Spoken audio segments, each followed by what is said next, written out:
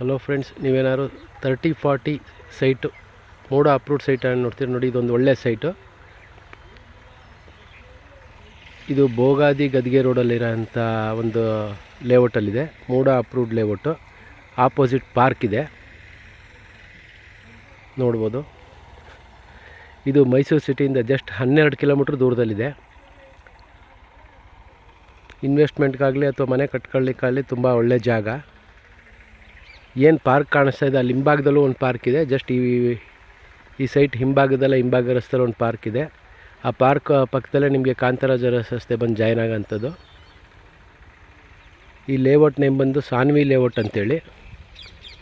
ಇದು south face site. ಇದು opposite park ಬರುತ್ತೆ. 30 ಫೀಟ್ ರೋಡು. ಇಲ್ಲೇ ನೋಡಿ ದೇವಸ್ಥಾನವೂ ಇದೆ. ಹಾಗೆ ಇದೇ ಲೇಔಟಿಗೆ ಸಂಬಂಧಪಟ್ಟಂಗೆ ಒಂದು ಮನೆಯೂ ಆಗಿದೆ. ಇದು ಮೂಡ ಅಪ್ರೂವ್ಡ್ ಲೇಔಟು. ಮೈಸೂರು ಸಿಟಿಯಿಂದ 12 ಕಿಲೋಮೀಟ್ರ್ ದೂರದಲ್ಲಿದೆ. 30-40 ಸೌತ್ ವೇಸ್ ಆಪೋಸಿಟ್ ಪಾರ್ಕ್. ಯಾರಿಗಾರು ಇಂಟ್ರೆಸ್ಟ್ ಇದ್ದರೆ ಕಾಲ್ ಮಾಡಿ. ಇದು ರೇಟ್ ಏನಾದ್ರು ಬೇಕಾದ್ರೆ ಕೆಳಗಡೆ ಡಿಸ್ಕ್ರಿಪ್ಷನಲ್ಲಿ ಹಾಕಿರ್ತೀನಿ ನೋಡಿ. ಹಾಗೆ ಕೆಳಗಡೆ ನಾನು ಫೋನ್ ನಂಬರ್ ಸಹ ಹಾಕಿರ್ತೀನಿ ನಂದು. ಕಾಲ್ ಮಾಡಿ. ನಿಮಗೆ ಇವೆಲ್ಲ ಇನ್ನು ಸ್ವಲ್ಪ ದಿವಸದಲ್ಲಿ ಮೈಸೂರು ಮಹಾನಗರ ಪಾಲಿಕೆಗೆ ಸೇರುತ್ತೆ. ಆವಾಗ ರೇಟು ಮತ್ತು ಜಾಸ್ತಿ ಆಗೋ ಚಾನ್ಸಸ್ ಇದೆ. ಈಗೆಲ್ಲ ಸುತ್ತಮುತ್ತ ಎಲ್ಲ ಮನೆಗಳ ಕನ್ಸ್ಟ್ರಕ್ಷನ್ ಆಗಲಿಕ್ಕೆ ಶುರು ಆಗಿದೆ, ನೋಡ್ಬೋದು.